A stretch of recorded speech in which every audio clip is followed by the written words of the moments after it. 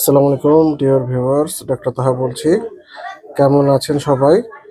একটি প্রত্যন্ত গ্রামীণ অঞ্চলে একটি চেম্বারে আছি।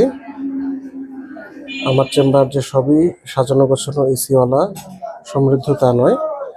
দরিদ্র ব্যক্তিদের সেবা প্রদান কল্পে একদম প্রত্যন্ত অঞ্চলে গ্রামীণ সেটআপে এটি একটি গ্রামীণ চেম্বার, যেখানে স্বল্প খরচে রোগীদের উন্নত মানের চিকিৎসা সেবা দেওয়া হয়ে থাকে।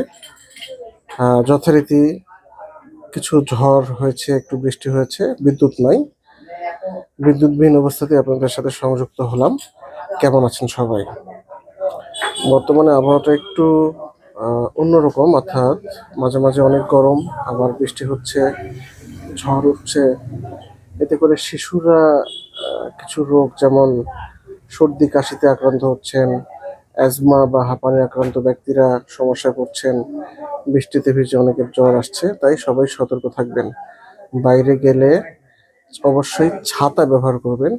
আপনার যে ছোট শিশু আছে তাদেরকেও ছোট ছোট ছাতা ব্যবহারে উৎসাহিত করেন। এতে যেমন প্রখর রোদ থেকে তারা বাঁচবে, বৃষ্টি থেকেও প্রাথমিক সুরক্ষা পাবে।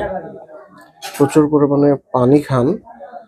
গড়ে বলা যায় একজন পূর্ণবয়স্ক মানুষের বর্তমানে যেহেতু প্রচুর ঘাম হয়, এই জন্য কমপক্ষে 16 থেকে 18 গ্লাস পানি খেতে হবে।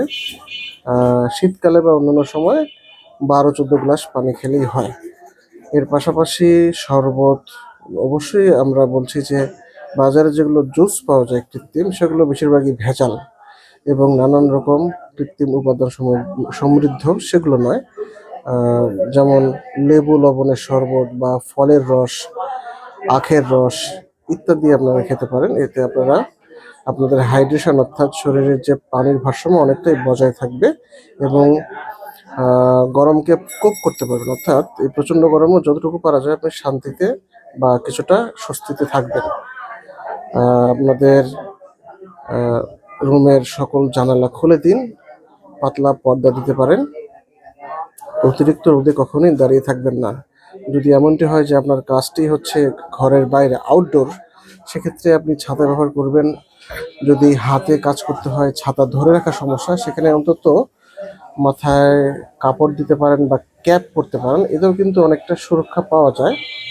আর একটানা কিন্তু 1-1.5 ঘন্টার বেশি ক্যাপ পরবেন না, কিছুক্ষণ পর পর খুলে রাখবেন। হালকা করে মাথায় কিন্তু পানি দিতে পারেন, খুব বেশি না, হালকা করে পানি মাসাজ করতে পারেন অল্প পরিমাণে। এতে করে হবে কি, মাথার ঘামটি ধুয়ে যাবে এবং মাথার মধ্যে যেগুলো চর্মরোগ হয়, অনেকে দেখবেন যে পুঁজযুক্ত ব্যথাযুক্ত ফোড়া হয়, সেগুলো হবে না, আর ফ্রেশ লাগবে। এবং মুখ চোখে বারবার পানি দিতে পারেন এবং অবশ্যই সবার শেষ কথা যেটা, পর্যাপ্ত পানি খাবেন, তরল খাবেন। আশা করছি সবাই ভালো থাকবেন।